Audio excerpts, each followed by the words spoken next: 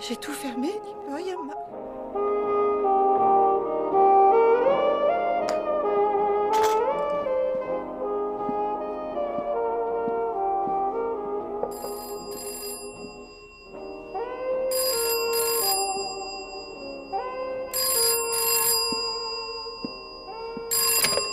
Richard,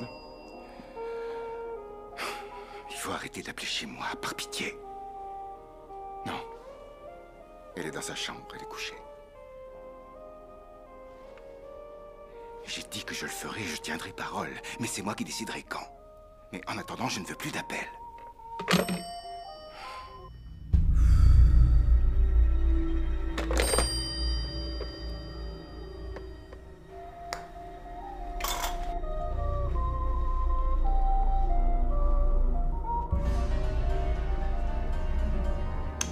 Je demande la protection des esprits du vent, du feu et de l'eau autour de moi. Je supplie ces esprits de ne pas laisser le mal entrer dans cette pièce ce soir. Esprits, aidez-moi, je vous en prie. Aidez-moi, je vous en conjure.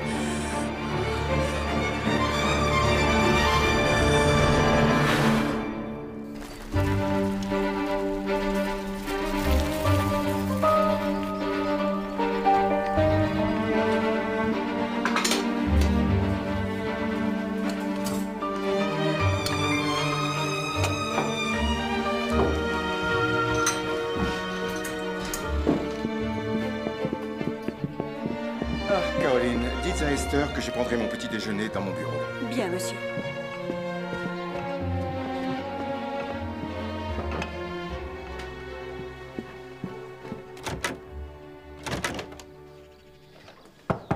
Madame Pritchard? Madame Pritchard? Madame Pritchard? Marie? Marie? Marie? Ah, c'est pas vrai.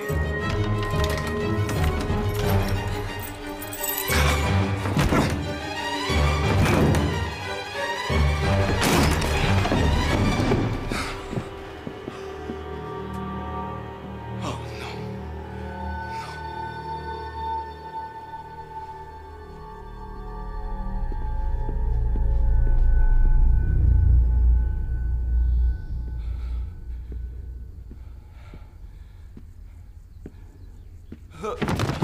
Georges? Georges? Qu'est-ce qu'il y a? Monsieur Pritchard, vous devriez regarder par là.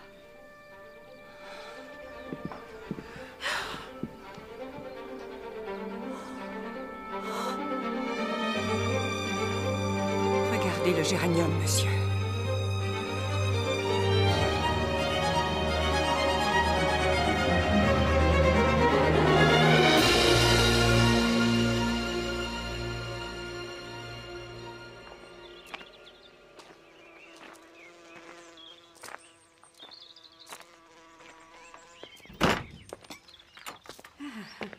C'est déjà la saison de ces maudites guêpes, Miss Marple. Ah oui, je vois. Vous les tuez le plus humainement possible, j'espère. Ah, ce ne sont que de sales prédateurs et rien d'autre. Je vois pas à quoi ça sert, ces horribles petites bêtes. Jamais réussi à comprendre. Je n'en sais rien, mais je suis sûre qu'elles ont un rôle à jouer. Le jardin va être une fois de plus absolument magnifique. Oui, John. Surtout si on réussit à se débarrasser de ces cochonneries de bestioles.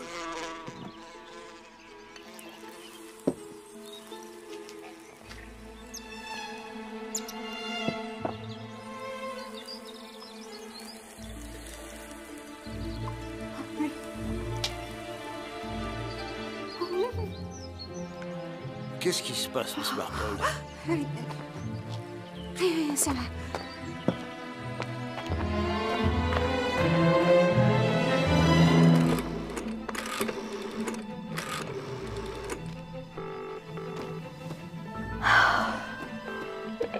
Allô? Oui, bonjour. Je me demandais s'il était possible de parler à l'inspecteur William Somerset. Je crois qu'il doit assister à un procès à la Cour criminelle centrale. Votre nom, madame? Ah oui, bien sûr, je suis Jane Marple. Un instant, s'il vous plaît. Inspecteur Somerset, il y a un appel pour vous. Une dame, une certaine Jane Marple. Oh, manquez plus de celle-là. Non, je ne veux pas lui parler. Dites-lui d'aller voir ailleurs si j'y suis. J'ai un criminel à faire pendre, moi. Oh, dites-lui plus gentiment que ça. Il ne veut pas répondre au téléphone. Vous pouvez peut-être rappeler plus tard. Au revoir, madame. Oh, Jane, Jane... Ah oui. Oui, oui, je vais essayer.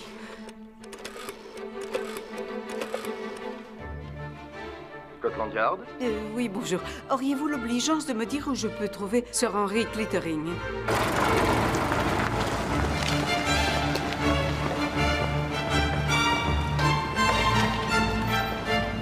Je suis terriblement navré, mais comme je vous l'ai dit, ceci est un club réservé aux messieurs, uniquement. Oui, oui, je sais, mais j'ai fait pas mal de route aujourd'hui. J'ai vraiment besoin de voir Sir Clittering pour une affaire urgente. Jane! Oh. Mais que se passe-t-il? Eh bien, regardez, Sir Henry, excusez-moi. Ils vont pendre la mauvaise personne. Ce n'est pas lui l'assassin. Tenez, merci beaucoup. Venez, venez avec moi. Mais, Sir Henry, les dames ne sont pas autorisées à entrer. Je fais partie du conseil. Faites une exception. Ah, excusez-moi. Merci.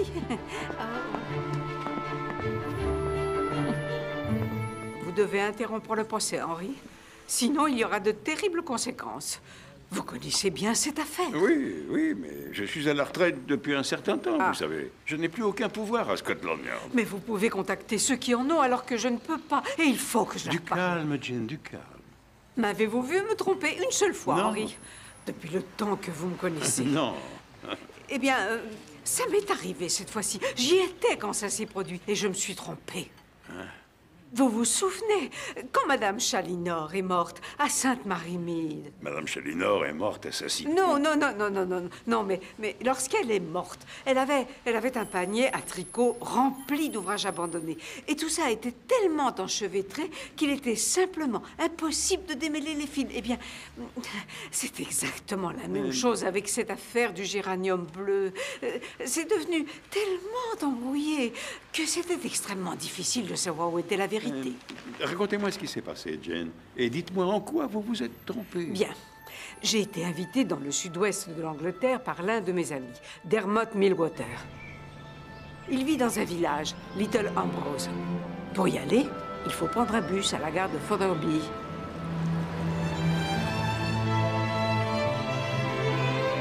Dans le bus, il n'y avait qu'un autre passager.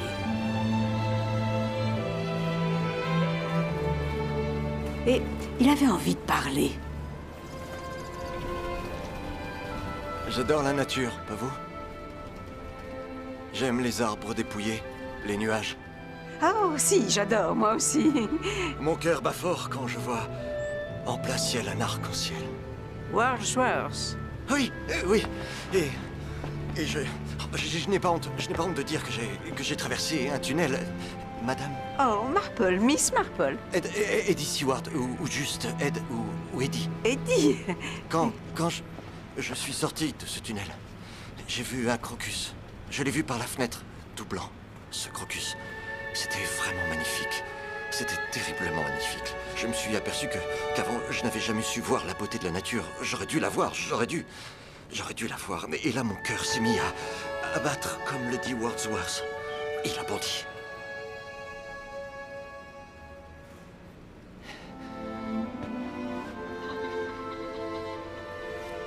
Vous croyez que Dieu est dans la nature, Miss Marple? Oui, oui, je le crois. Je pense qu'il cherche à montrer qu'en fait, le monde pourrait être bien plus beau qu'il ne l'est. Vous allez à Little Ambrose, Monsieur Seward. Je vais pousser l'instant à son paroxysme. Comment ça? Qu'est-ce que vous voulez dire? Entouré par tant de beauté, je pense que je vais pouvoir le faire. Je sens que je peux le faire, oui. Oui.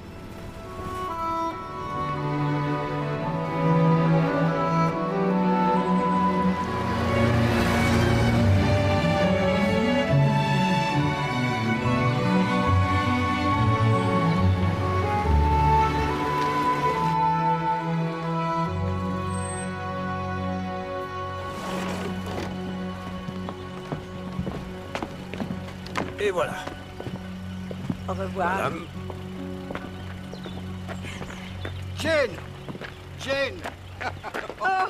Pardon pour mon retard. Non, non, Dermot. Mais je n'ai pas les mains vides, c'est pour Oh, vous. elles sont magnifiques. C'est très gentil. Ça fait bien trop longtemps, Jane. Oui, oui, oui, c'est vrai. Excusez-moi. Monsieur Seward, vous savez où aller? Oui, oui. Je vous remercie. C'est un charmant petit village. Charmant.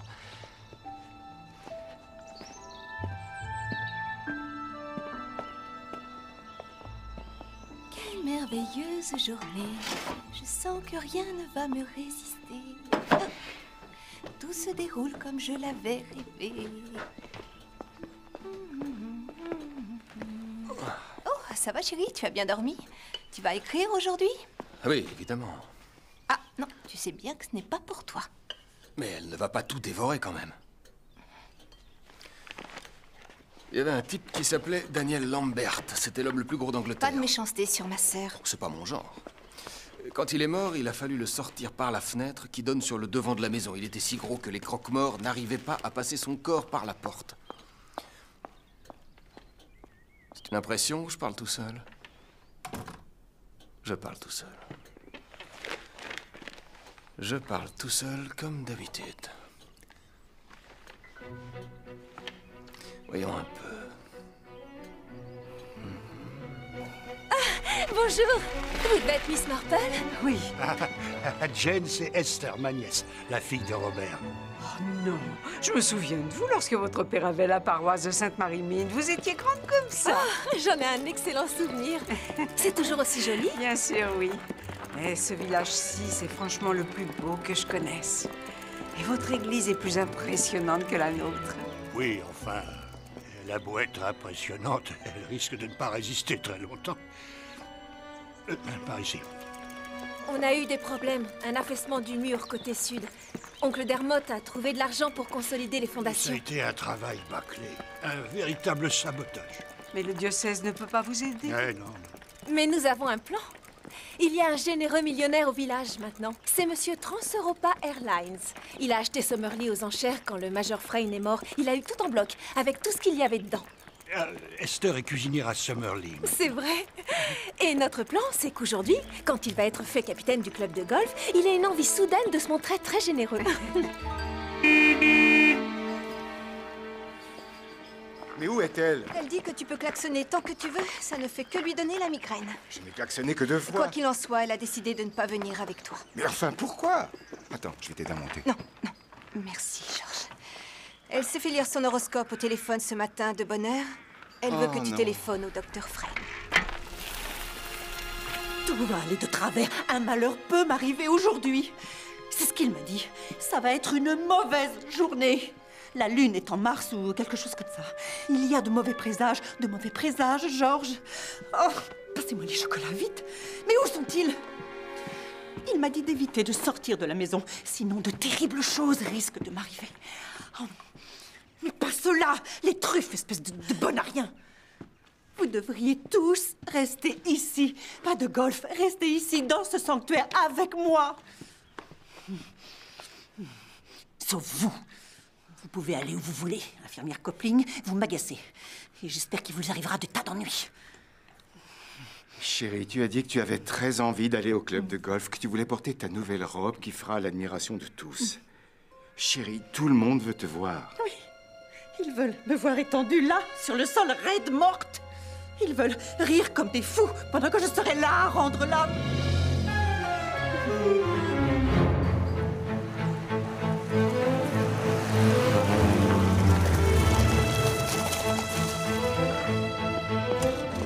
Merci d'être venu, Frayne. Je vous en prie. Je dois être au club de golf pour 15 heures. Je vais tenter de la décider. Elle est dans sa chambre? Oui, vous n'avez qu'à suivre les cris. C'est le docteur Frayne! Il a dit une mauvaise journée, Jonathan. Et vous savez à quel point je suis sensible. C'est votre médicament magique. Ouais. Oh. Ça marche vraiment sur moi. Ça m'apaise. Je sais. Georges m'a apporté des jacinthes de la serre, pensant que ça allait me faire du bien. Mais rien ne me fait plus de bien que vous, Jonathan. Vous resterez près de moi si je vais au club? Oui, bien sûr. Vous resterez tout le temps auprès de moi? Cet après-midi-là, Sir Henry, presque tout Little Ambrose était au club de golf. Et j'ai appris par la bouche de Dermot que le frère de George Pritchard, Lewis, était un écrivain sans le sou. Et qu'il avait épousé la sœur de Marie Pritchard, Philippa. Les deux frères se sont mariés avec les deux sœurs? Oui, et ce jour-là, il se passait quelque chose de vraiment très étrange entre les deux frères. Viens, il faut que je te parle un instant. Je reviens. Georges!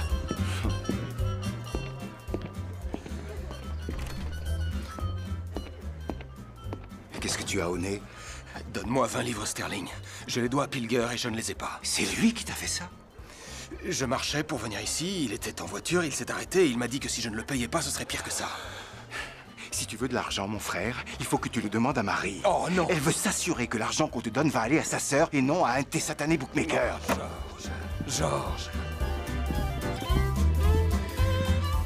Tu es entièrement sous sa coupe, hein. C'est elle qui commande.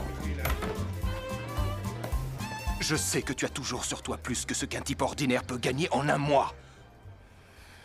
Je sais que tu peux me donner ce fric.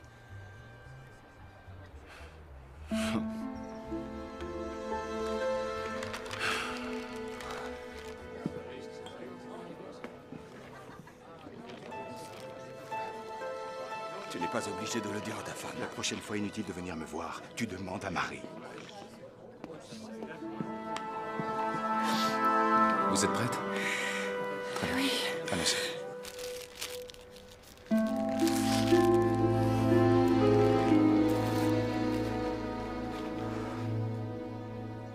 Oh, je suis désolée. Je suis un peu en retard. Vous avez apporté des tartes aux fruits?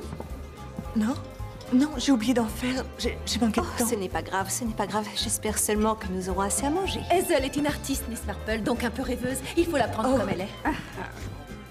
Enchantée. Jane Marple, envie de vous connaître. Est-ce que tout le monde admire ma robe, Jonathan? J'y vais. Oui, absolument. Et que faisait Georges avec son bon à rien de frère? Je suis sûre qu'il parlait encore d'argent. Je l'ai vu tendre 20 livres sterling à son frère pour les bookmakers. sans doute. Je vois. Et où est Georges maintenant? Où est-il? Avec le révérend Millwater. C'est un travail de soin. Ah oui. Je sais très bien ce qu'il va demander à mon Et mari. quant au prix, il grimpe tous les jours. Le diocèse pense pouvoir réunir les fonds nécessaires pour la fin de l'année. Mais ce sera trop tard. D'ici là, c'est l'église tout entière qui risque de s'effondrer. J'espère bien que cette maudite bâtisse sera détruite. Chérie. Combien veulent-ils te soutirer cette fois, Georges? Vous n'avez pas honte de venir sans cesse quémander de l'argent? Ça fait seulement 2 ans qu'on est ici et on nous a demandé de payer pour le terrain de golf, le pavillon de cricket, le caniveau qu'il a fallu creuser. On se croirait dans un village cauchemardesque d'Oliver Twist. C'est toujours plus, plus, plus. Allez-y, dites-nous combien il va falloir mettre après ces rénovations ratées. Le montant est estimé à environ... Ne comptez pas sur nous, vous n'aurez rien. Et je vais vous dire pourquoi. Parce que je déteste cette maudite église ridicule. Je déteste votre rejet des anciennes vérités, des anciens modes de vie, les horoscopes, les auras, tout ce qui était vrai. Je déteste vos sermons à mourir d'ennui dans cette église sinistre chaque dimanche. Vous n'êtes rien d'autre qu'un vieux prédicateur raté. Demandez aux gens qui sont là, tous vous trouvent très ennuyeux. Ils pensent tous que vous êtes minables. Je ne vous donnerai rien.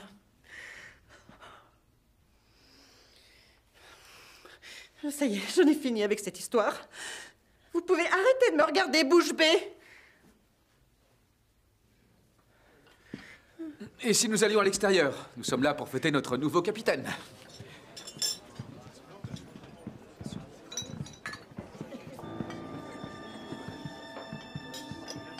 Ne faites pas attention à elle, c'est une horrible mégère. Quand elle commence avec ses méchancetés, on ne l'arrête plus. Elle fait de la vie de Georges, son mari, un véritable enfer. Si ça peut vous consoler, mon révérend. Dieu me pardonne, mais si George Pritchard devait fracasser le crâne de sa femme, toutes les âmes de ce village prieraient pour son acquittement. Tu n'aurais pas pu l'arrêter? Personne ne peut l'arrêter, chérie. Toi, tu peux le faire. Elle a peut-être raison. C'est fatigant, tous ces gens qui leur demandent de l'argent. Je vais faire mon discours.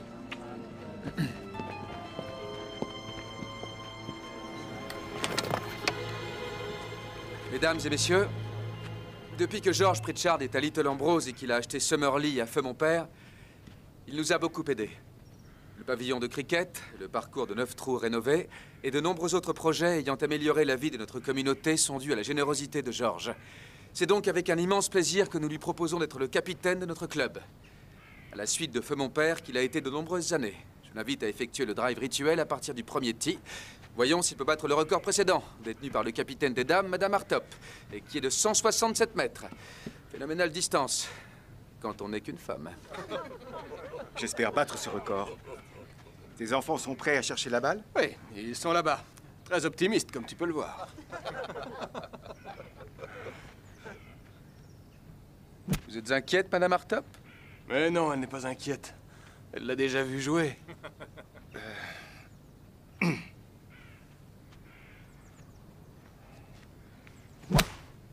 Oh! Et c'est l'un des arbres près de la rivière.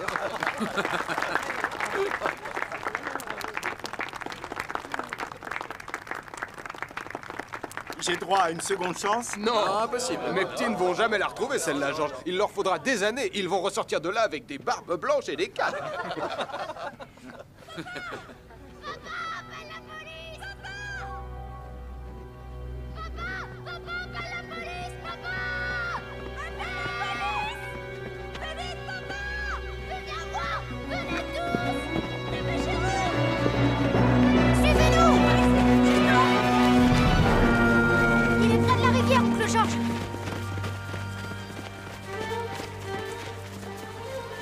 Oh non. Aidez-moi. Il est mort, Georges. Viens ici. Les enfants, ne restez pas là. Peter. Il faut le retourner.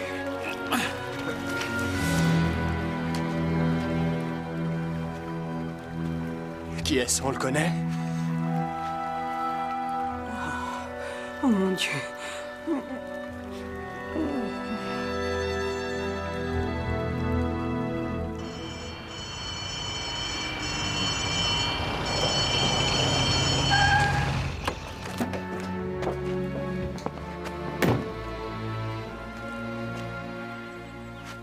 Voyons un peu. Raflure dans le cou, il s'est débattu. Je dirais que le meurtrier est un homme, pas vous, docteur? Oui, je dirais un homme.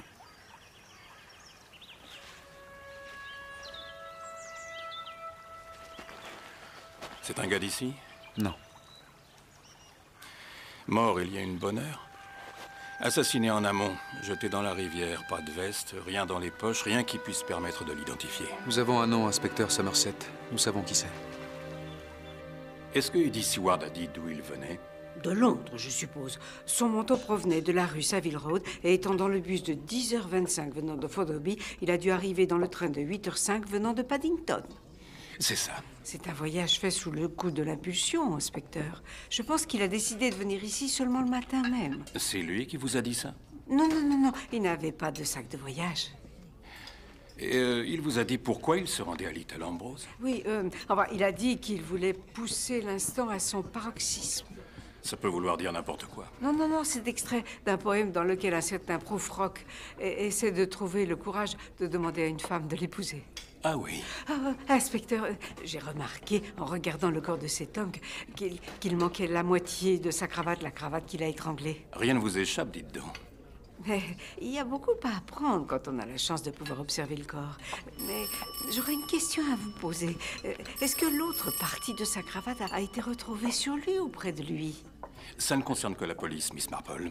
Oui, Inspecteur, mais j'aimerais... vous avez reçu un appel d'une certaine dame qui voudrait vous parler de toute urgence.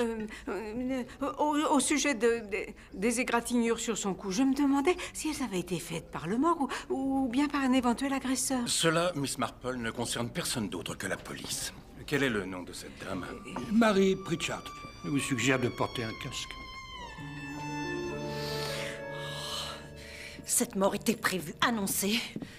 Personne ne m'a prise au sérieux. Il serait temps que quelqu'un le fasse. Non, je ne veux pas de ces pilules. Je veux votre médicament magique, docteur. Je ne peux pas avaler de cachet sans mayonnaise. Madame Pritchard, on m'a dit que vous aviez une chose urgente à me dire. C'est ce qu'elle prétend, oui. On me vole chez moi. Personne ne vole quoi que ce soit ici. Certains bijoux qui étaient dans cette pièce ne sont plus là. Si, c'est vrai, ma bague avec une émeraude pour commencer, ma broche avec un beau diamant, les tabatières qui étaient dans le hall d'entrée, tout ça a disparu. Maintenant que vous êtes dans le village, vous pouvez me prendre au sérieux et vous occuper de ce délit qui est extrêmement grave. Madame Pritchard, j'ai un meurtre sur les bras. Il paraît que vous avez quelque chose à me dire sur l'assassinat d'Eddie Seward. C'était Eddie Seward? Oui, vous connaissiez cet homme? Oui, je le connaissais. Mais toi aussi, n'est-ce pas, George? Juste avant que je ne quitte Scotland Yard, nous avions enquêté sur Edward Seward parce que sa femme avait disparu. C'est exact. Et c'est ce que l'inspecteur Somerset a découvert après un rapide coup de fil. Il était membre de ce club-ci, vous savez. Riche comme Crésus, il avait hérité d'une immense fortune. Il n'a jamais travaillé un seul jour de sa vie. Oui, on a dû aller dans les mêmes réceptions qu'Eddie Seward, mais je ne l'aurais pas reconnu, nous n'étions pas des amis. Des associés en affaires? Non. Je vous sers un verre, inspecteur? Vous préférez le thé, peut-être? Non, non, je vous remercie, ça ira comme ça. Très bien. D'après les informations que j'ai, il aurait financé des entreprises hasardeuses, voire même douteuses. En général, je reste éloigné de ce genre de financier. Thé, Monsieur Pritchard? Oui, merci, Esther. Non, merci. J'ai monté ma compagnie aérienne avec les contacts que j'avais dans la Royal Air Force.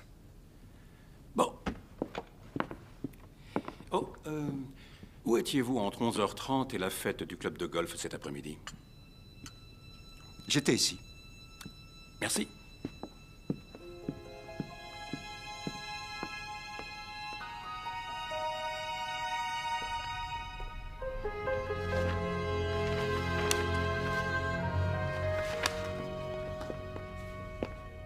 Ah, bonsoir, je vous cherchais. Comment allez-vous? Ça fait 40 ans que je suis là, Jane. Et tout cet édifice risque de s'écrouler complètement. Non. Vous trouverez les fonds nécessaires. C'est ici que vous écrivez? Oui, j'essaie de trouver l'inspiration dans ces gravures.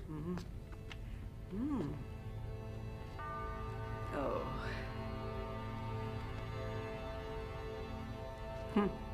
Les 7 péchés capitaux. Oui, nous savons tout ce qui représente la gourmandise. J'essaie toujours de voir ce qu'il y a de bon en chacun de nous, mais cette femme n'a pas un seul gramme de bonté, elle n'en a jamais eu. Elle mériterait vraiment une bonne leçon. Oh, Dermot. Non, je le pense, Jane.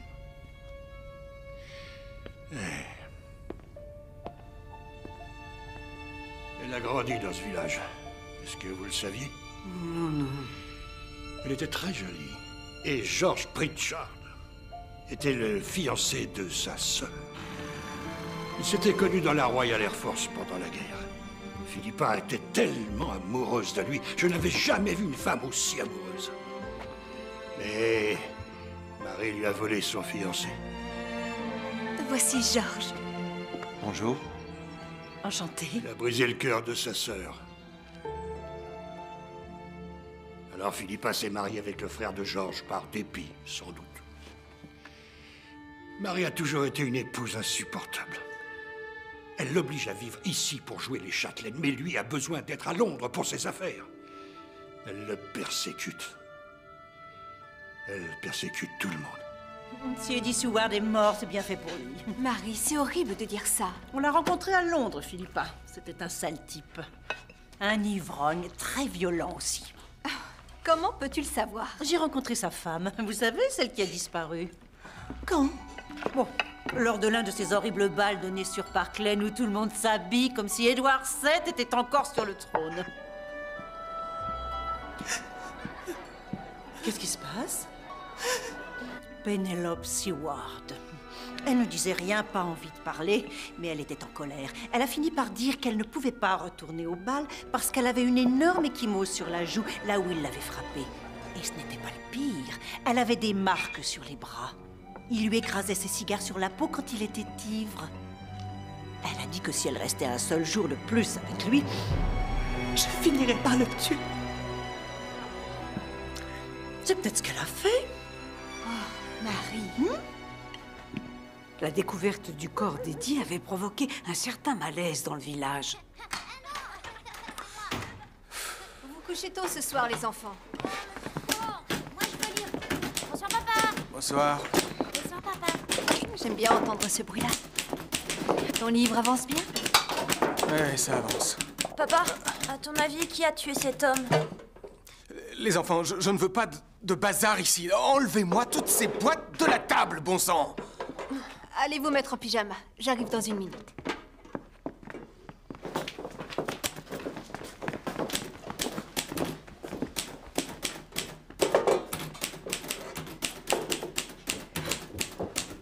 Ce cadavre qu'on a trouvé, ça pourrait faire un bon roman. Ce serait alimentaire. Il en faut bien de l'alimentaire quand on a une famille. Sinon, personne ne mange à sa faim. Qu'est-ce que ça veut dire? J'ai pris une nouvelle fois les courses de la semaine à crédit. On leur doit un mois entier maintenant. Pourrais-tu parler à ton frère? Je suis sûre qu'il nous aiderait si on lui demandait. Philippa! Ne t'inquiète pas, tout va s'arranger.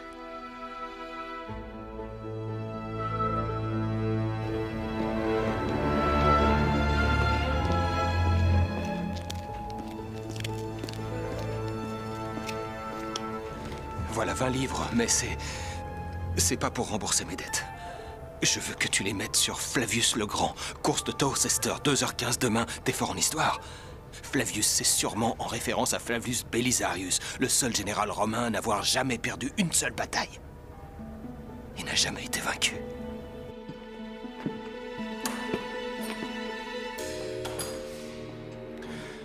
Chérie, je te croyais déjà rentrée. Marie voulait que je reste quelques instants au cas où elle aurait une rechute. Une rechute de quoi? En fait, c'est toi que j'attendais, mon cœur. On va boire un verre? Oh, ça fera du bien après une journée comme celle-là.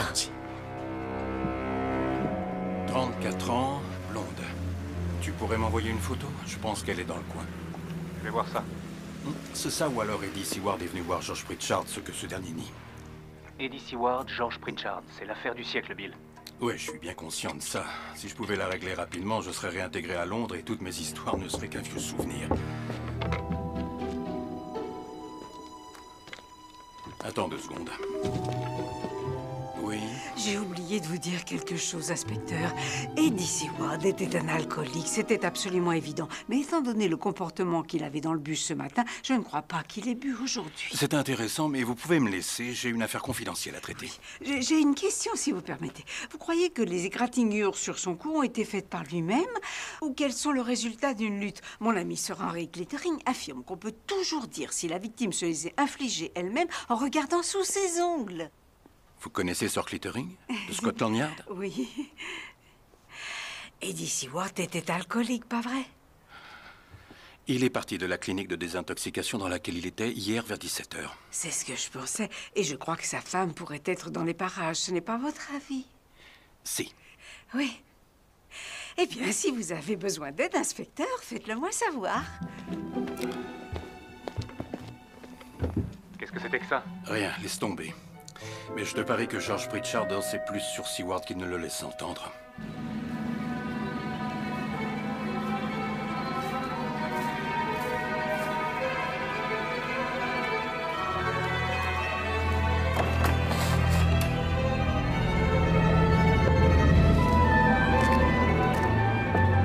Sir Henry.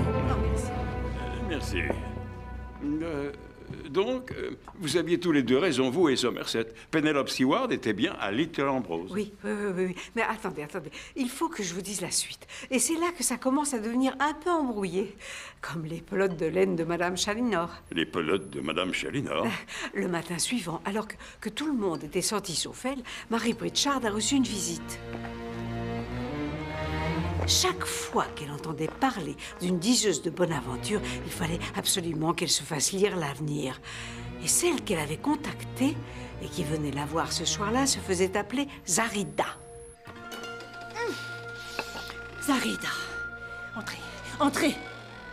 Hier, on m'avait annoncé une journée absolument abominable et tout s'est passé comme prévu. Je suis tellement en phase avec le surnaturel que Je ne peux pas entrer dans cette pièce. Je sens le mal rôder et le danger. Oh! Que font-elles là? Quoi? Les jacinthes bleues sont un avertissement, Marie Pritchard. Si vous voyez des roses trémières bleues, cela signifie danger. Danger? Si vous voyez des géraniums bleus, c'est l'annonce de votre propre mort. Je vais mourir. Tu ne vas pas mourir, ma chérie. Avertissement, puis danger, puis la mort. On peut dire que ce matin, tu en as vraiment eu pour ton argent. On m'avait prédit la mort d'Eddie Seward. Maintenant, c'est ma propre mort qu'on m'annonce. Écoute, tu ne peux pas avoir des roses trémières bleues. Elles sont roses ou elles sont jaunes. Donc, je pense pouvoir dire que tu vas être avec nous encore pour longtemps. Tu sais bien que le bleu m'a toujours dégoûté. J'aime pas cette couleur. Dommage que la nourriture ne soit pas bleue. Qui a apporté ces jacinthes ici, Caroline? C'est Monsieur Pritchard. Bon, alors, ce soir, tiendras-tu ton rôle de maîtresse de maison? Tous les amis du club de golf viennent boire un verre. Lady, si ce soir je risque d'être morte, on me l'a annoncé ce matin. J'en ai assez! Assez de tout ça! Assez de ces niaiseries! Georges! Assez de ces loufoques, de ces cinglés que tu fais venir ici! Je déteste tout ça, Marie! Je déteste! Tu sabotes tout ce que je fais, tu pourris ma vie, chaque jour de ma vie! Oh, mais j'ai peur parce que je risque de mourir! Moi, je n'ai plus peur de toi, tu entends? Plus peur du tout! Tu arrêtes ces idioties maintenant et tu sors de ton lit. Tu descends et tout à l'heure tu accueilles nos invités. Et tu le fais correctement parce que là j'en ai par-dessus la tête.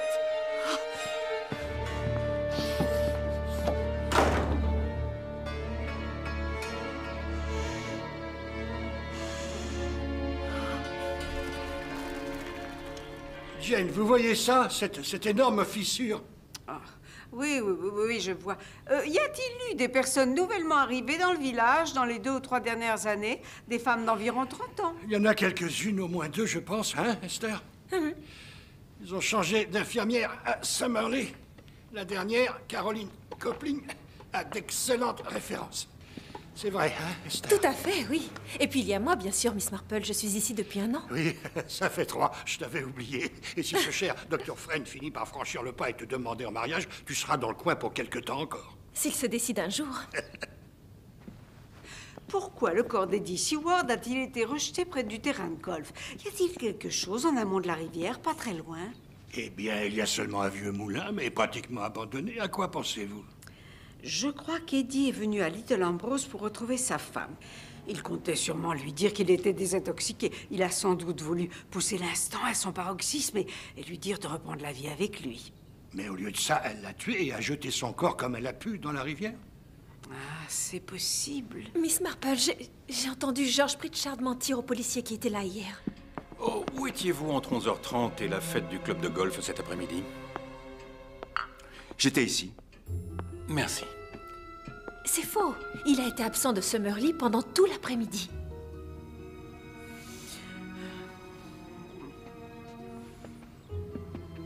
Qui est la 3e nouvelle arrivante? Ezeline Stowe. Elle est adorable. Qu'est-ce que vous savez sur elle? Je suis venue à Little Ambrose il y a, je dirais, 18 ou 19 mois, pour le calme et la tranquillité. Et avant ça? Je vivais à Alexandrie. J'adore les antiquités, et ça a toujours été l'un de mes rêves de peindre en Égypte.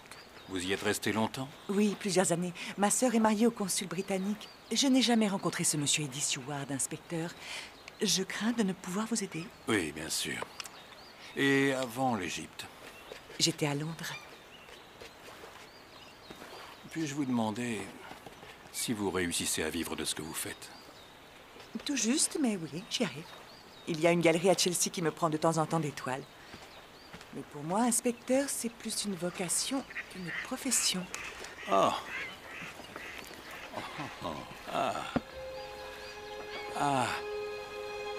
Ça va chercher dans les combien, celui-là? Oh, il n'ira dans aucune galerie. C'est juste une esquisse, une commande de son club de golf. Quand j'aurai fini de le peindre, ils pendront Georges au clubhouse. Je veux dire, ils le suspendront. Ah, bon. Caroline, va-t-elle descendre? Non, Madame Pritchard. Hazel, voulez-vous bien jouer les hôtesses ce soir pour Georges? Non, vous... Je vous en prie. Bon, oui. Ce qui m'intrigue, c'est que les diseuses de bonne aventure sont en général très intéressées. D'après ce que j'ai pu voir, elles disent ce que Madame Pritchard a envie d'entendre. Mais cette Zarida, elle la terrorise sans en retirer d'avantage personnel. Moi, je ne vois pas à quoi ça sert. Comment Marie a entendu parler de Zarida? Par Suzanne Carstairs, l'infirmière que j'ai remplacée. Moi, ça ne me surprend pas vraiment. Suzanne Carstairs s'intéressait de près à ce genre de choses. Elle a envoyé cette lettre. Elle est partie d'ici il y a environ 6 mois. Brusquement. Elle a envoyé... Excusez-moi, Esther. Elle a envoyé cette recommandation sans qu'on s'y attende, la semaine dernière. Est-ce que Madame Pritchard a pris rendez-vous elle-même? Non, j'ai téléphoné à Zarida à sa demande. Je vais l'appeler maintenant, cette fille, pour savoir à quoi elle joue. Pourquoi Suzanne Carstairs est-elle partie de façon soudaine? Vous savez, ici, c'est un perpétuel défilé de personnel. Ma sœur est loin d'être l'employeur le plus facile qui soit. Elle n'est pas là? Son numéro n'est plus en service. Je vais t'attraper. On ne court pas, les enfants. Doucement, les enfants. Georges. Ah, Jonathan, bienvenue, je vous en prie. Ma femme ne se joindra pas à nous ce soir, ses nerfs ont eu raison d'elle, une nouvelle fois. Oh, quel dommage. Hazel. Allez prendre un verre. Excusez-moi. Désolé de venir comme ça, mais j'aurais voulu parler avec 2 de vos employés, l'infirmière Copling et Esther Millwater. Mais pourquoi? La routine. Prenez mon bureau, allez-y. Merci. Ça a l'air bon. C'est pour plus tard. Tu es une petite coquine.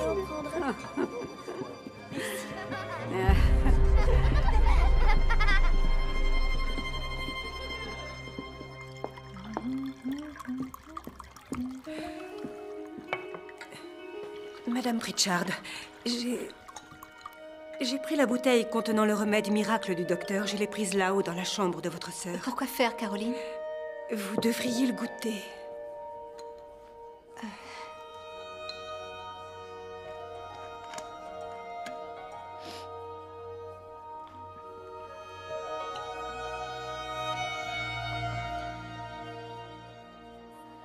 Donc, vous vivez avec votre oncle depuis un peu plus d'1 an, c'est ça? C'est exact. Et vous viviez où avant? Quelle est l'adresse? Oh, Stratslaven Mansions, Bayswater. Vous viviez seul? Vous étiez marié? Non, pas mariée, non. Vous ne croyez pas que je suis la femme de l'homme retrouvé mort? Je suis la procédure, mademoiselle.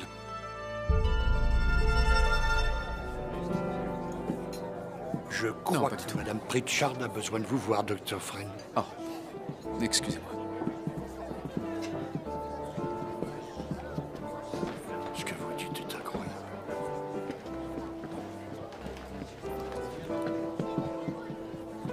Vous êtes romancier, je crois bien, Monsieur Pritchard. C'est exact. Oh, comment avance votre livre, Pritchard? Vous l'avez commencé il y a longtemps, depuis que vous êtes ici, en fait. C'est un livre très volumineux. Oh. Et de quoi parle-t-il? C'est un roman historique sur l'affaire des princes de la Tour. Je dirais que c'est de loin la meilleure pièce que Shakespeare aurait pu écrire. Mais je croyais que... On n'a jamais osé dire à Lewis que Shakespeare l'avait effectivement écrite. Non, c'est faux. Il y a fait référence, mais il n'a jamais écrit une pièce entière là-dessus. De toute façon, qu'est-ce que tu connais de Shakespeare, hein, Georges? Rien du tout, tu as raison, bien sûr. Vous avez tous envie d'un petit verre? Merci. Je m'en occupe. Mon révérend, Lewis en est presque à la fin de son livre. Excusez-moi. Oui. On vous a vu parler avec le monsieur de la police. Oui. On a trouvé ça tout près de la rivière. On se construisait une cachette. Oh, c'est très bien, les enfants. Oh, inspecteur. Oui? Je crois que les enfants ont trouvé où Eddie Seward est mort.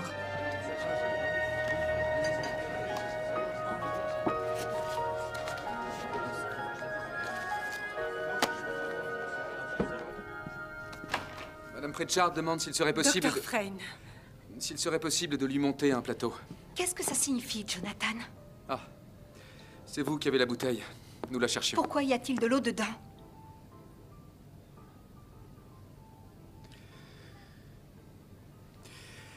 Parce que votre sœur n'est pas vraiment malade, Madame Pritchard. Elle est malade. Oh, si elle l'est, docteur. Elle a des nausées tous les jours. Elle a attrapé une succession de virus. Elle attrape tout ce qui passe. La seule maladie qu'elle ait est dans sa tête. Ma sœur est très malade, c'est certain. Et par conséquent, le remède qui la soulage et améliore son état est également dans sa tête. Voilà des années que ma sœur a réellement des problèmes de santé graves, Dr. Frayne, et les spécialistes n'ont pas encore réussi à trouver ce qu'elle avait. Le seul réel problème qu'elle ait, c'est qu'elle mange beaucoup trop. Et c'est aussi votre faute parce que vous vous pliez à toutes ses exigences en lui apportant des quantités invraisemblables de nourriture. Elle a perdu confiance en elle, elle est devenue agoraphobe, elle imagine toutes sortes de mots pour retenir votre attention.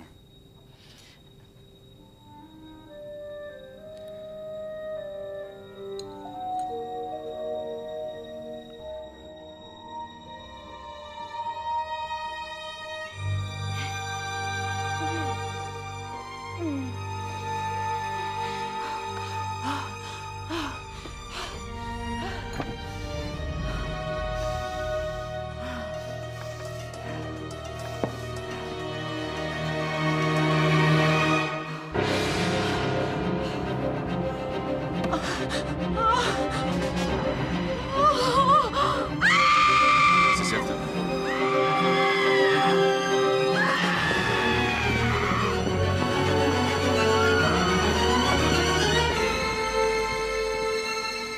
Oh, Georges, la rose première est bleue, regarde! Mais c'est impossible, voyons. La rose trémière sur le papier peint est devenue bleue. En tout cas, c'est ce que Marie a affirmé. Le temps que tous arrivent à la calmer et à lui faire retrouver ses esprits, la rose trémière était rose. Tu peux me dire de quelle rose trémière tu parles exactement? Eh, je t'assure, elle était bleue. Je l'ai vue changer, devenir bleue. Je cours un grave. Il faut que tu te calmes. Calme-toi. Chut.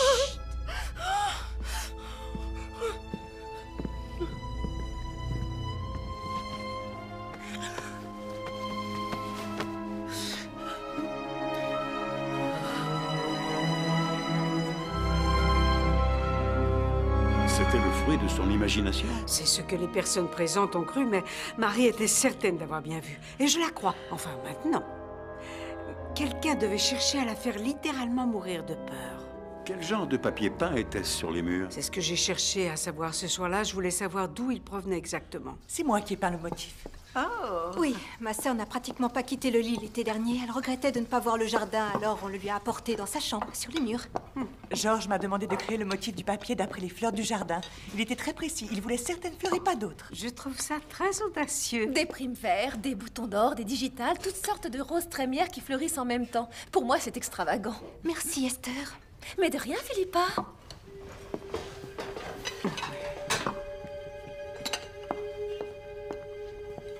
C'est cette Suzanne Carstairs qui fait peur à Sa Majesté du premier étage. Je ne sais pas comment, mais je suis sûre que c'est elle. Oh, c'est l'infirmière qui était là avant. Qu'est-ce qui vous fait dire ça? Eh bien, je ne voulais pas le dire devant Philippa parce que je pense que... Enfin, je crois qu'elle a encore des sentiments pour George Pritchard. Ce n'est pas vrai, Caroline? Oui, je crois. Mais Suzanne Carstairs a quitté Summerlee parce qu'elle était en disgrâce. Comment cela, en disgrâce? C'était une drôle de coquine. Un soir, je traînais un peu avant de rentrer. Ce n'était pas pour fouiner, Jane, mais disons que je faisais un peu exprès de traîner ici parce que j'avais des soupçons. Comme ça. Et comme ça. Et sweet. Encore. Et sweet. Encore.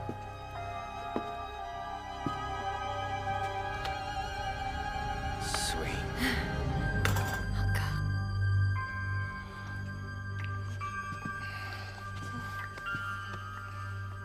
Elle est partie d'ici peu de temps après. De nuit, d'ailleurs.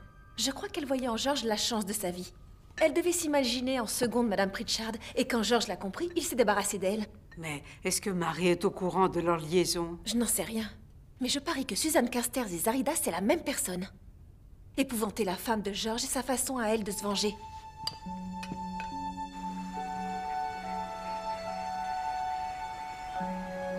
J'adore la nature, pas vous? J'aime les arbres dépouillés.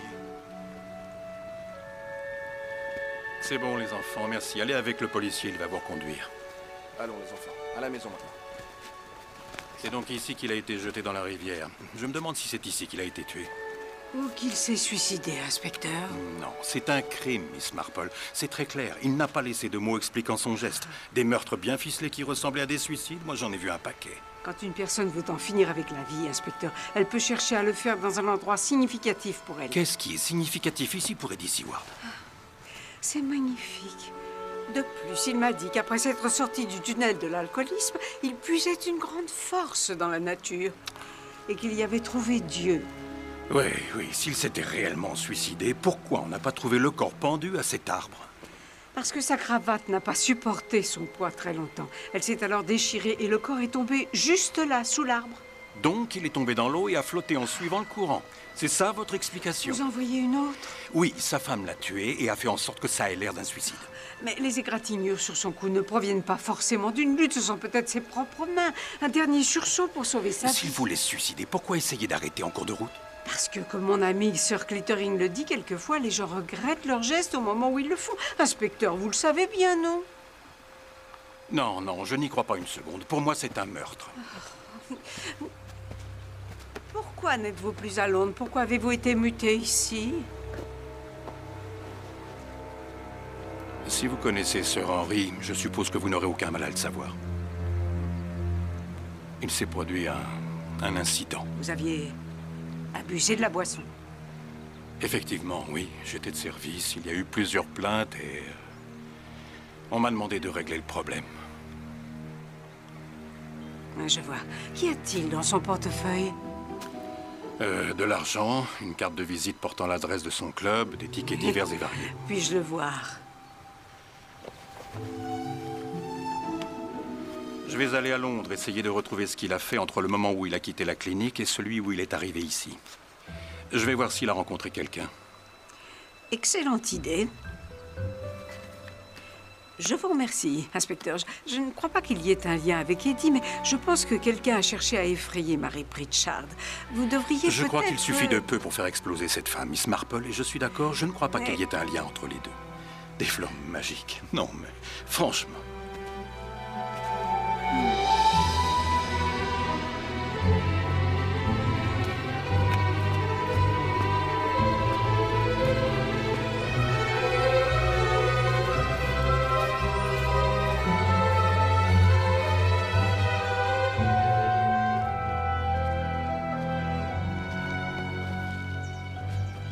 Bonjour.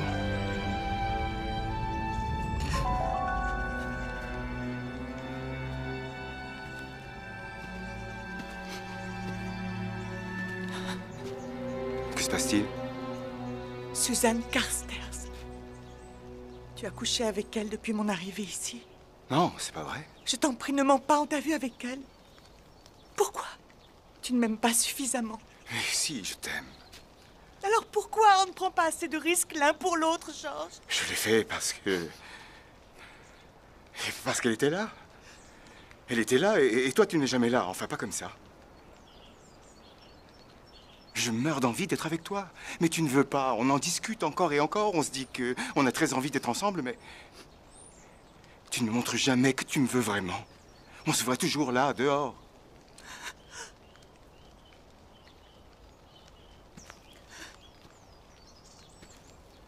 Je t'aime. Je t'aime. Je t'en prie, pardonne-moi. Je ferai n'importe quoi pour toi, tu sais bien, non? Non?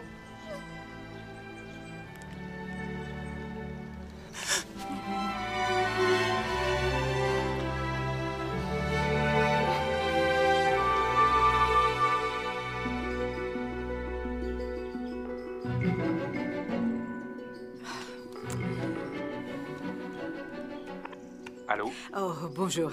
C'est bien Fetty Place, société de vente aux enchères. Qu'est-ce que vous en pensez? Vous croyez que je devrais le dire à la police, mon révérend? Leur dire que le docteur Frayne ne respecte pas du tout le serment d'Hippocrate auquel il est tenu? Serment d'Hippocrate. Moi, je trouve que c'est du vol, Miss Marple, pas vous. Leur faire payer des sommes très importantes pour une simple bouteille d'eau, c'est du vol. T'es vraiment idiote, Philippa. C'est Hippocrate, le célèbre médecin grec. Et non pas Hypocrite. Comme tout le monde dans ce village. Il n'est pas le premier médecin à prescrire un placebo à une patiente. Et votre sœur se sent nettement mieux après l'avoir avalé, n'est-ce pas, Philippa? Oui, mais c'est de l'escroquerie. Quand j'étais dans la Royal Air Force... Oh, ça y est, ça recommence. Tu étais dans la Royal Air Force, tu as rencontré George. Tu es tombée amoureuse de lui.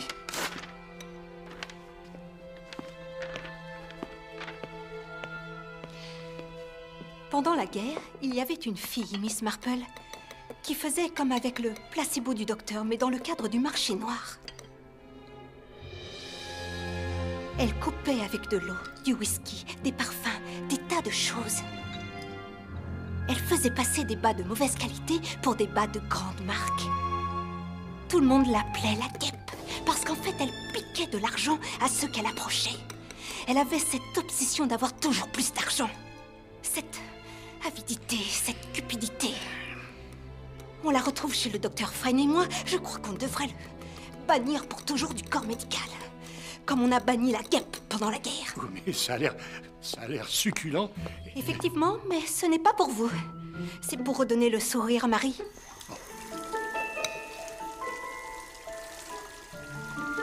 Oh. Que ferait la police si j'allais les voir pour porter plainte? Fort peu de choses, j'en ai peur.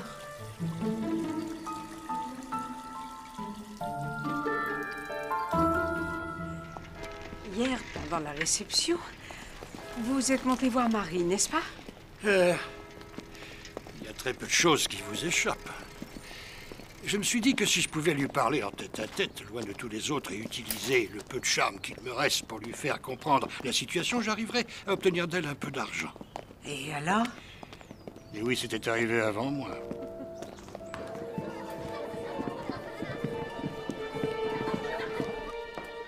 Si tu ne me donnes pas cet argent, ils vont revenir au village. Ils vont s'en prendre à Philippa, à nos enfants. Ils vont prendre tout ce qui est dans la maison.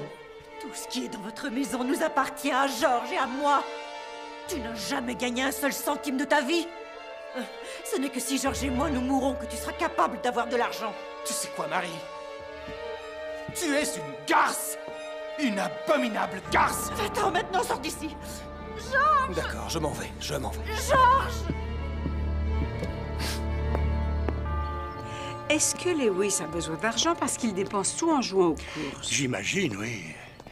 Philippa m'en parle quelquefois, c'est pour elle un grand sujet d'inquiétude. Écoutez, ça vous ennuie si on s'arrête ici un petit instant? Dans ce beau village qui est le mien. Ça va, Dermot? Tous les jours, je marche ici. J'ai du travail à faire pour dimanche. Il faut vraiment que je m'y mette. Il y a peut-être des choses qui vous échappent. Ce soir-là, Sir Henry, dans le centre de ce petit village anglais, charmant et tranquille, je pensais à toutes les tensions qui existent au cœur de ces vies qui se concentrent ici. Je te l'ai déjà dit 100 fois, ils vont revenir demain pour réclamer leur fric et on n'a pas le moindre centime. On n'a rien pour l'instant, on n'a rien. On va le trouver, je te promets. Et je pensais à la femme qui s'apprêtait à aller se coucher ce soir-là en ayant la peur au ventre. La plus grosse peur de sa vie. J'ai peur. Je n'avais pas réalisé à ce moment-là à quel point elle avait raison d'avoir peur. Mais c'est moi qui déciderai quand. Et en attendant, je ne veux plus d'appel. Je ne me doutais pas qu'elle ne verrait jamais le matin.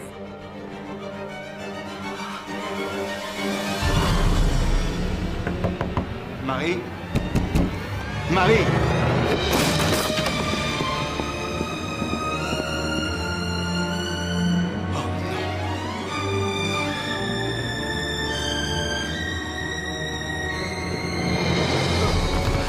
George?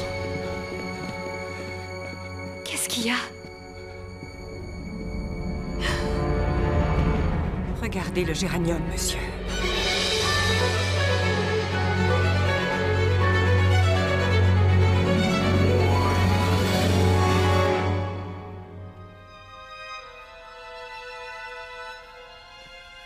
À première vue, c'est dû à un choc, Une syncope qui a provoqué une hémorragie, rupture des vaisseaux du nez. Vous disiez qu'une fleur du papier peint était devenue bleue. Oui, elle était bleue. Elle est à nouveau rose. Je n'en sais rien, je ne crois pas qu'elle ait été bleue. C'est complètement fou. On ne sait pas vraiment ce qu'on a vu. Vous devriez demander à cet inspecteur d'enquêter sur l'infirmière et diseuse de Bonaventure, Monsieur Pritchard. La façon dont Suzanne Carstairs s'y est prise a fait mourir Madame de peur. Oui, merci Caroline. Laissez-nous, je vous en prie. Il y avait maintenant 2 morts suspectes dans l'espace de 36 heures. Vous vous rendez compte? La nouvelle de la mort de Marie se répandait dans le village et certaines personnes se posaient de terribles questions.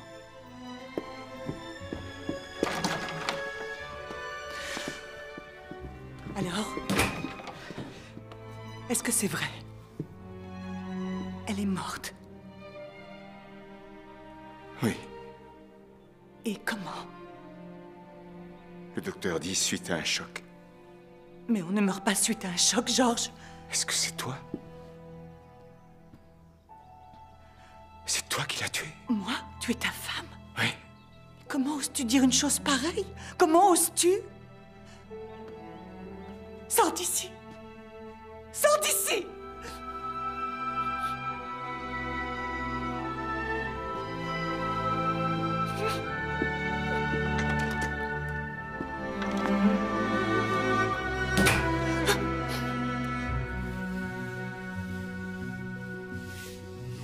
Il était bleu, Jane, malgré ce que George a pu dire. Comment est-ce possible? Il n'est pas abîmé, je ne vois rien d'étrange. Ce n'est que du papier peint.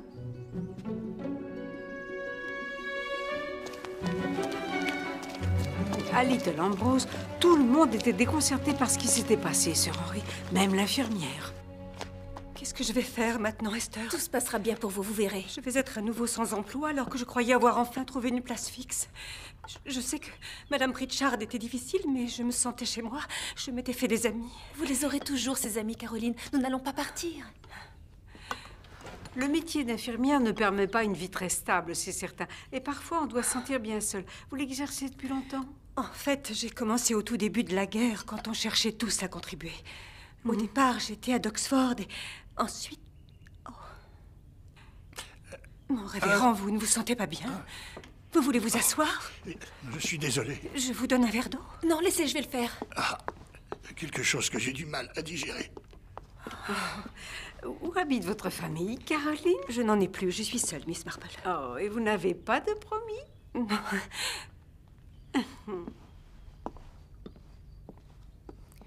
Monsieur Pritchard a essayé de faire avec moi la même chose qu'avec Suzanne Carstairs, Miss Marple. Il a voulu m'apprendre le swing, mais je ne l'ai pas fait. Je n'ai pas fait ce qu'il voulait. Bien sûr que non. Et si vous voulez mon avis, je crois qu'il continue à voir Suzanne Carstairs. Une fois, je les ai entendus se parler au téléphone. George Pritchard est quelqu'un de mauvais. Vu la façon dont il se comporte, il l'est forcément. Monsieur Edward Seward ne venait pas régulièrement au club. En tout cas, une chose est sûre, il n'était pas chez nous jeudi soir. La dernière fois qu'il est venu, c'était... Oh, il y a 2 ou 3 semaines. Je vais regarder.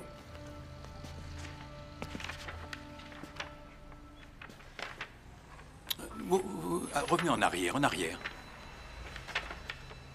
C'est quoi ce nom? Ça, inspecteur, c'est Monsieur George Pritchard. Il est membre de ce club? Oui. Oui, je connaissais Eddie Seward. On évoluait dans les mêmes cercles à une époque. Il avait une sorte de ressentiment envers moi. J'étais considéré comme un nouveau riche alors que lui et ses amis étaient de sang bleu et le faisaient sentir. Pourquoi ne pas m'avoir dit que vous le connaissiez?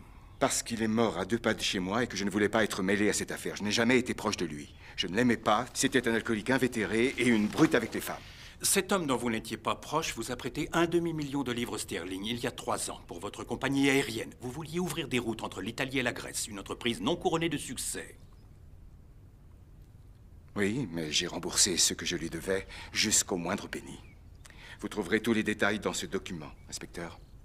Où étiez-vous le matin où Eddie Seward est venu à Little Ambrose, George? Ici, chez moi, comme je vous l'ai dit. Mais l'une de vos employées, Esther Millwater, dit que ce n'est pas vrai. J'en ai assez, ça suffit. Restez assis. Je suis en état d'arrestation. Restez assis. Je n'ai pas rencontré Eddie Seward ce matin-là. Ça fait 2 ans que je n'avais pas entendu parler de lui. J'ignore pourquoi il était là et j'ignore également où est sa femme.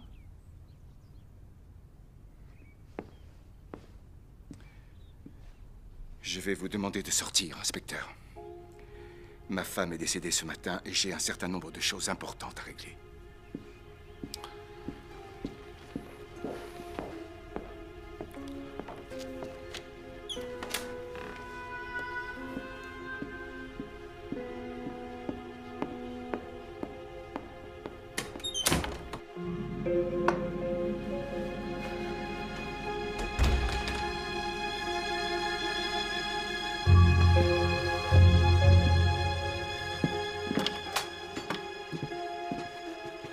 Enfin, il était temps.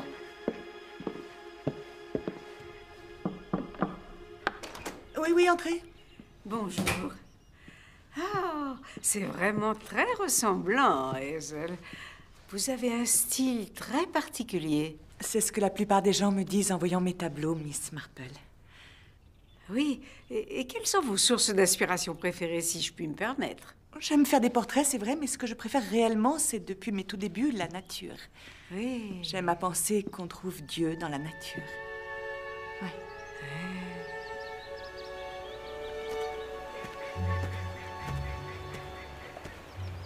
Esther, j'ai eu ton message. Pourquoi est-ce que tu n'es pas venue au cabinet? Je veux une explication, Jonathan. C'est toi qui as dérobé tous les objets qui étaient au manoir. Les tabatières, la pendulette, les bijoux. Non, pas les bijoux, Esther. Mais enfin, pourquoi tu as fait ça? Parce que ça appartient à mes parents. Mon père était dans le pétrin et George en a profité pour faire baisser le prix de Summerlee.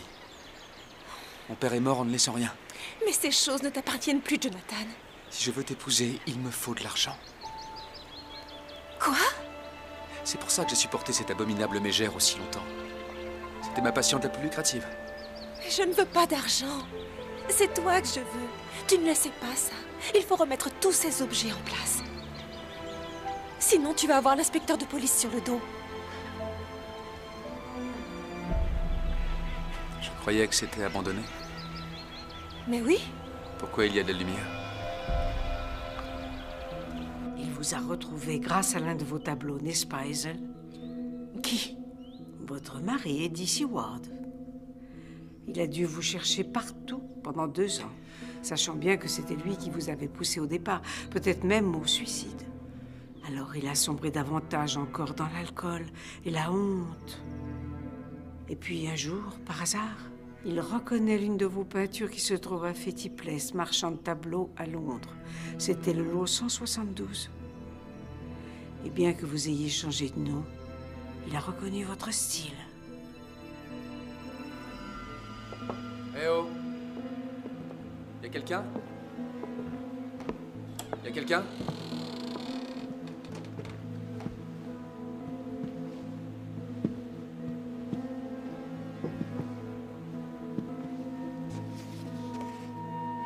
C'est quelqu'un qui recommande Zarida. Il n'y a personne ici.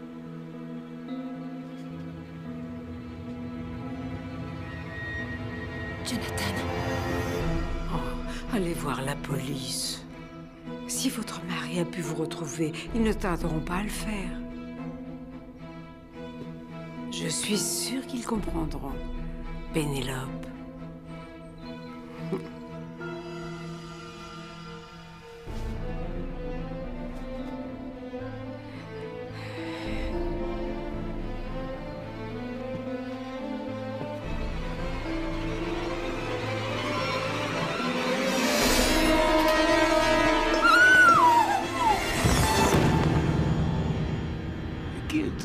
L'infirmière précédente, Suzanne Carstairs.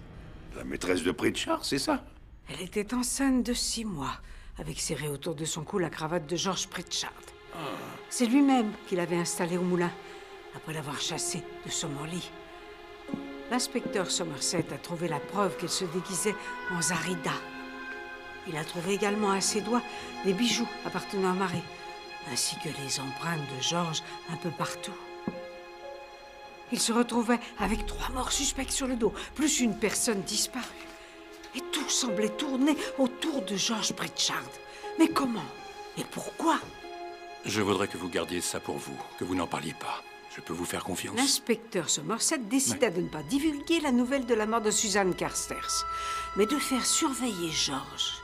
Pendant qu'il interrogeait Hazel, qui venait de se rendre au commissariat pour leur dire qu'elle était en réalité Penelope Seward. La nouvelle avait déjà fait le tour du village. Philippa! Philippa! Oui, je suppose que vous savez pour Hazel. Oui. J'en parlais avec Caroline, justement, il y a à peine 30 secondes. Caroline? Bonjour. Bonjour, Miss Marple. On pense toutes les deux que Hazel devait en vouloir à ma sœur et craindre de sa part une réaction. On pense que Madame Pritchard a vu qu'en fait, c'était Penelope Seward. Oui, c'est ça, elle a dû la reconnaître. On pense que ça ne peut être qu'elle qui a tué ma sœur d'une façon ou d'une autre. Oh non, je ne crois pas. Je ne crois pas qu'Hazel soit une criminelle. Mais alors qui a fait ça, Miss Marple? Alors qui est responsable de tous ces morts? En ce dimanche matin, n'oublions pas dans nos prières Mary Pritchard, membre de notre communauté décédée hier. J'aimerais... Pardonnez-moi de dire ça, mais le Seigneur nous enseigne la valeur de toute vie humaine. On ne doit pas la gâcher. Lorsque le Seigneur jugera la vie de Marie, j'ai peur qu'il considère que cette vie a été gâchée. Dieu nous demande de passer notre existence à le servir, et non de nous aventurer dans des excentricités et superstitions. Excusez-moi de dire ces choses-là, Monsieur Pritchard, mais Dieu nous demande de vivre en essayant de nous montrer bons et généreux les uns envers les autres. Révérend Millwater. Assieds-toi, s'il te plaît. Aucun être humain ne devrait être méchant et perfide Je comme... pense qu'elle a été assassinée.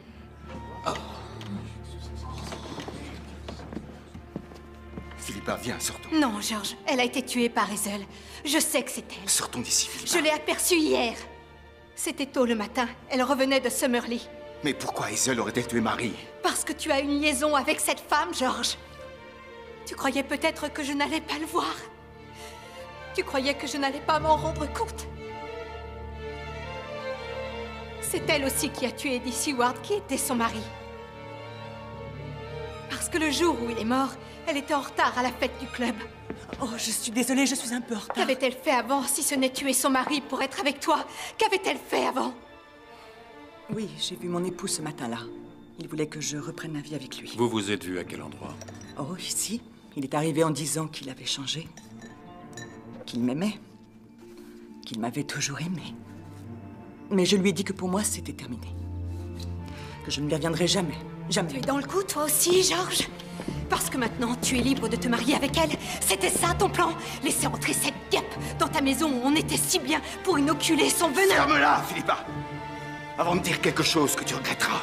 George Pritchard a-t-il suivi votre mari? Non. Comment pouvez-vous en être certaine? Je le sais parce que George me l'a dit et que je lui fais confiance, inspecteur. Pourtant, vous n'étiez pas au courant de sa liaison avec Suzanne Carstairs. J'ai confiance en lui. Cette pauvre fille qui était enceinte de lui, enceinte de 6 mois et qu'on a retrouvée étranglée hier matin, à l'aide d'une cravate de George Pritchard. Je ne veux pas que tu lui parles comme ça. Ce qu'elle a dit est vrai, Pritchard? Qu'est-ce que tu vas faire, hein? Écrire un bouquin? Ça va te prendre au moins une vingtaine d'années. À quelle page tu en es de celui que tu écris en ce moment? Tous les talents que tu avais, toutes les occasions que tu as eues, tu les as gâchés en jouant aux courses. Oh tiens, regarde, tes amis sont là. Moi, au moins, j'ai eu le bon sens d'épouser la seule des 2 sœurs qui était bien George. Qu'est-ce que tu as dit? T'as très bien entendu. Ça suffit, Lewis. Tu as passé ta vie entière à jouer les sangsues avec moi. Je t'ai prêté de l'argent, j'ai tout financé et tu n'es pas content. C'est jamais assez. Je suis vraiment désolé. Je vous fais mes excuses. Je suis vraiment désolé. Hé, George! Là, tu nous as montré ta véritable nature. Hein? Tiens. C'est à toi. Je te le donne, prends tout. Paye tes dettes.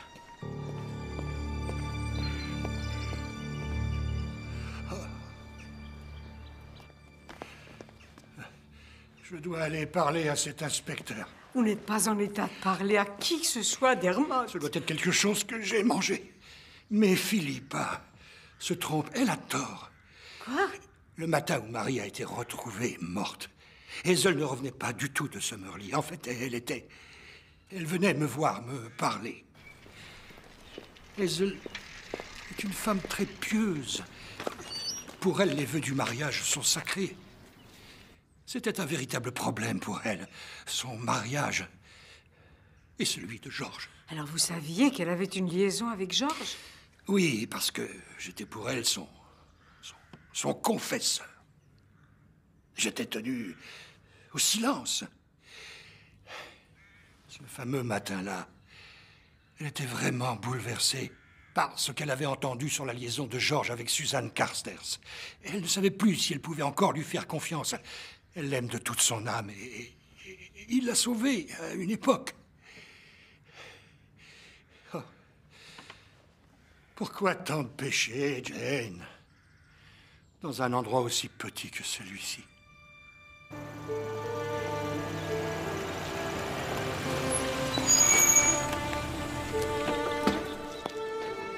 Où vas-tu comme ça? Je viens te chercher. Tu continues à mentir? Avant que la police n'arrive, je veux entendre la vérité de ta bouche, George. Tu as peint le papier mural, tu l'as dessiné, tu as fait un truc à Est-ce toi qui as tué Marie et Eddie? Il fallait juste être un peu patiente, c'est tout.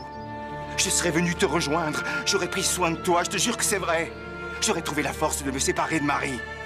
Est-ce toi qui as tué Suzanne Carstairs? Quoi? Ils savent que c'était Zarida.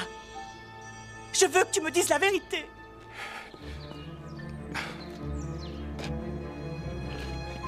Chérie, viens, on s'en va. Viens avec moi.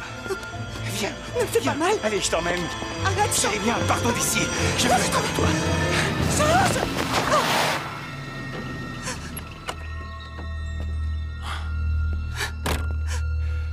Il a fait des aveux complets, non? Oui, il a dit avoir tué les trois. Eddie, Marie et Suzanne Carstairs elle-même. Car elle le faisait chanter en menaçant de le détruire s'il n'en faisait pas sa femme. Mais vous n'étiez pas convaincu.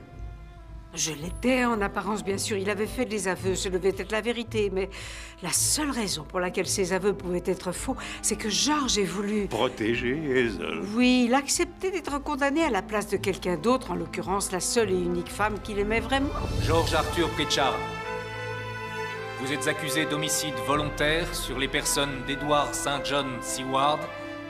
Mais tout à coup, ce matin, j'ai eu la certitude de m'être trompé. Il faut arrêter ce procès, parce que la vérité est absolument incroyable. Plaidez-vous coupable ou non coupable? Coupable. Oui. Non, mais veuillez, je vous prie, informer monsieur le juge Carmichael que de nouveaux éléments viennent de me parvenir, qui vont modifier le procès qu'il est en train d'instruire. Le panier à tricot de Madame Chalinor... C'est bien cela, monsieur le juge. Sir Henry a compris l'allusion. Ah, si vous le dites. Et le fil de laine qui semblait être le plus difficile à démêler, à mes yeux, était en fait celui qui m'a permis de dénouer tout le reste, c'est-à-dire les pulls à moitié tricotés destinés à ses petits-enfants. Je vous en prie, venez-en au fait, Miss Marple, vous nous faites attendre. Si vous décidiez de tuer quelqu'un, monsieur le juge, chercheriez-vous à faire mourir cette personne de peur? Ou préféreriez-vous trouver un moyen beaucoup plus fiable que cela? Par exemple, l'empoisonnement. Êtes-vous en train de dire que Mary Pritchard a été empoisonnée et qu'elle n'est pas morte de peur? Absolument. Empoisonnée par son mari? Non, oh non. George Pritchard a avoué avoir commis ces crimes parce qu'il croyait protéger la femme qu'il aime. Si l'on prend les 7 péchés capitaux, monsieur le juge, George Pritchard représente la vanité, le péché qui conduit à beaucoup d'autres. La vanité l'a conduit à avoir des relations absurdes avec d'autres jeunes femmes. C'est peut-être aussi ce qui a provoqué l'extrême gourmandise de sa femme. Confrontée à un mari coureur de jupons, elle a fait le choix de garder le lit afin d'avoir une sorte d'emprise sur lui. Personne ne m'a prise au sérieux. Il serait temps que quelqu'un le fasse. Cette vanité a aussi provoqué le redoutable courroux de la jeune femme qu'il avait rejeté il y a de nombreuses années pour épouser la plus jolie des 2 sœurs. Quand le révérend Millwater est tombé malade, il a dit C'est quelque chose que j'ai mangé.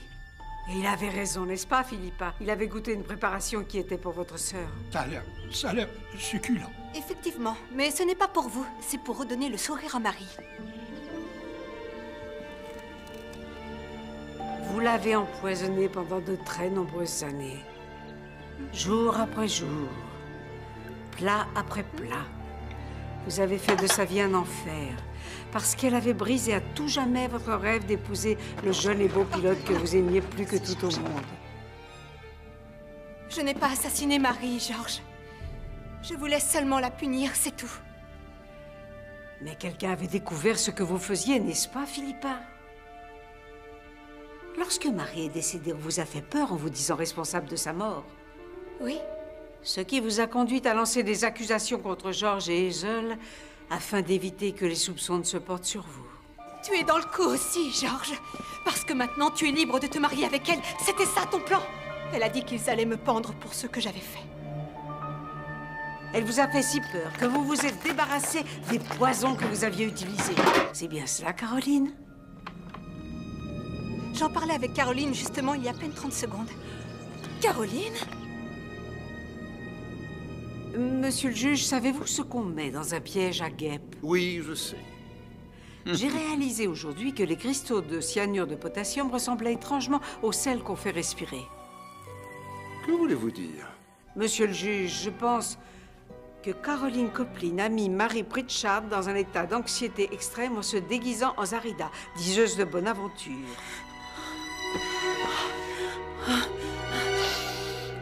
Le soir de la mort de Marie, Caroline a dû mettre du cyanure de potassium à la place des sels. Parce que c'est le cyanure qui a tué Marie Pritchard. En découvrant le corps de Marie, Caroline Coplin devait absolument agir très vite avant l'irruption de toute la maisonnée dans la pièce. Utilisant les sels, elle a fait virer le géranium du papier peint du rose au bleu. Ensuite, elle les a remis en place et a emporté le cyanure de potassium. Mais comment la fleur est-elle devenue bleue? Monsieur le juge, les sels qu'on respire sont alcalins et je crois que les infirmières, ayant des patients cloués au lit, utilisent du papier de tournesol. C'est bien cela? C'est pour certains tests. Vous voyez ce que je veux dire? Le papier bleu vire au rose sous l'action des acides et vice-versa en cas de résidus alcalins. C'est très ingénieux cette idée de recouvrir une fleur rose de papier de tournesol rose près du lit de Marie. Sachant très bien que cette dernière respirait très souvent ces sels, les fortes vapeurs d'ammoniac ont fait virer la fleur au bleu. Ensuite, il ne restait plus qu'à enlever le papier de tournesol, sachant très bien qu'un bon observateur l'aurait découvert. Pourquoi? Pourquoi moi, j'aurais tué Marie Pritchard? Mais parce que je crois que vous avez connu les Pritchard bien avant, lorsque vous étiez dans la Royal Air Force. En fait, j'ai commencé au tout début de la guerre, quand on cherchait tous à contribuer. Au départ, j'étais à Oxford. Voyant que George était devenu millionnaire, vous avez changé, disons, d'apparence et de nom, évidemment. Et vous êtes venu pour essayer d'avoir une part du gâteau. C'est totalement ridicule. Asseyez-vous, madame. Merci, Sir Henry. J'avais été frappée d'entendre Philippa traiter Hazel de guêpe dans l'église. C'était ça ton plan, laisser entrer cette guêpe dans ta maison où on était si bien pour inoculer son venin. Ferme-la, Philippa. Étonnant ce terme qu'elle utilisait, parce qu'elle l'avait déjà utilisé pour désigner une autre personne qui était dans la Royal Air Force et qui faisait du marché noir. Tout le monde l'appelait la guêpe. Parce qu'en fait, elle piquait de l'argent à ceux qu'elle approchait. Elle avait cette obsession d'avoir toujours plus d'argent. Cette guêpe, c'était vous, Caroline. Et quoi de plus facile pour vous que d'inclure la très cupide Suzanne Carcers dans votre plan destiné à épouvanter Marie Pritchard? Vous avez fait en sorte que tout le monde pense que Zarida était Suzanne. Et ensuite, vous vous êtes débarrassé d'elle.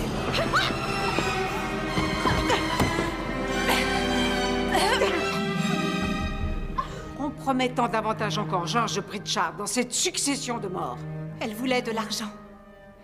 Elle m'a dit qu'une fois Marie décédée et George condamné à mort, c'est Lewis et moi qui hériterions de tout. Elle voulait en avoir la moitié, sinon elle disait à la police que je l'empoisonnais. Mais c'est un tissu de mensonges, c'est fou. Vous ne pouvez pas le nier. Vous avez dit que vous aviez travaillé dur, que vous n'aviez rien et que vous méritiez d'avoir quelque chose, d'avoir cet argent. Parce que vous êtes envieuse, n'ai-je pas raison, Caroline? En voyant la fortune de George Pritchard, vous avez eu envie de l'avoir à vous, quel qu'en puisse être le prix.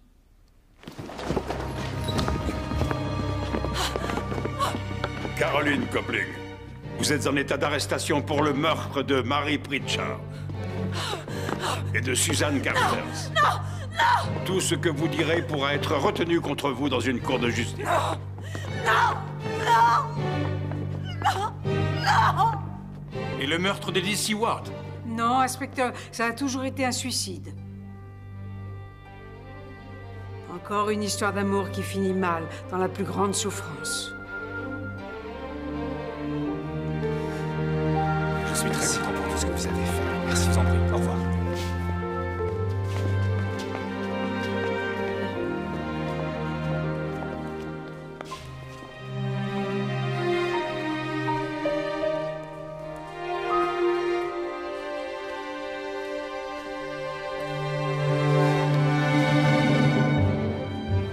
Jane, c'est moi qui viendrai vous voir la prochaine fois.